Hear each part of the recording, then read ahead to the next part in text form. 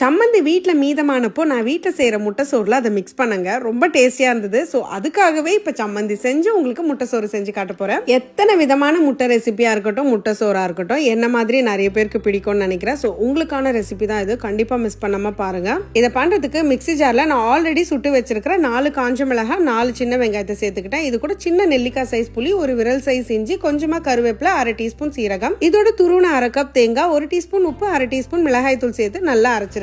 தண்ணி வேணும்னா தெளிச்சு இந்த மாதிரி கோர்ஸா அரைச்சிடுங்க. சோ சம்மந்தி இப்படிதான் செய்யணும். இப்ப சட்டி எடுத்துக்கோங்க, ஒரு குழிக்கரண்டி எண்ணெய், 1/2 டீஸ்பூன் கடுகு, சீரகம், தூளா கட் பண்ண 2 வெங்காயம், கருவேப்பிலையை நல்லா வதக்கிக்கோங்க. வதங்குற டைம்ல 4 பல் பூண்டு, 2 இன்ச் இஞ்சி, ஒரு பச்சை மிளகாய் இடிச்சு அந்த வெங்காயத்திலே சேர்த்து வதக்குங்க, ரொம்ப வாசனையா இருக்கும். அடுத்து இதுல நான் ஒரு சின்ன தக்காளி மட்டும் சேர்த்து வதக்கிக்கிறேன். ரொம்ப நேரம் வதக்கணும்ன்ற அவசியம் இல்ல. 1/4 டீஸ்பூன் மஞ்சத்தூள், 1/2 டீஸ்பூன் மிளகாய் தூள், கொஞ்சமா உப்பு சேர்த்து நல்லா கிளறுங்க. இப்ப இதுல 3 முட்டையை உடைச்சு ஊத்தி நல்லா ஸ்கிராம்பிள் பண்ணி எடுத்துக்கோங்க. முட்டை நல்லா வதங்கி செண்டு செண்டா தனித்தனியா இருக்கணும். அந்த நேரத்துல நீங்க பாதி சம்மந்தி எடுத்து உள்ள மிக்ஸ் பண்ணிக்கோங்க. ஆக்சுவலி இந்த சம்மந்தியை முட்டை பொரியலோட சேர்க்கும் போது வாசனையா மட்டும் இல்ல, அந்த முட்டையோட ரா ஸ்மெல் கூட கொஞ்சம் கூட இருக்காது. இப்ப லெஃப்ட் ஓவர் ரைஸ் உங்ககிட்ட இருந்ததுன்னா 3 கப் வரைக்கும் சேர்த்துட்டு 3/4 டீஸ்பூன் உப்பு, கருவேப்பிலை, கொத்தமல்லி சேர்த்துட்டு ஹை ஃபிளேம்ல நல்லா பரட்டி விடுங்க. இதை சுட சுட சாப்பிடும் போது இந்த பொறப்பை ரசிச்சு சாப்பிடறதுக்கு தானே உங்களுக்கு தோணும். கண்டிப்பா ட்ரை பண்ணி பாருங்க. அப்படியே மறக்காம ஸ்டவோடு சமைக்கும் போது கொஞ்சம் லவ்வோடு சமைச்சீங்கன்னா சுமாரா இருக்கிற சமையல் கூட சூப்பரா இருக்கும்.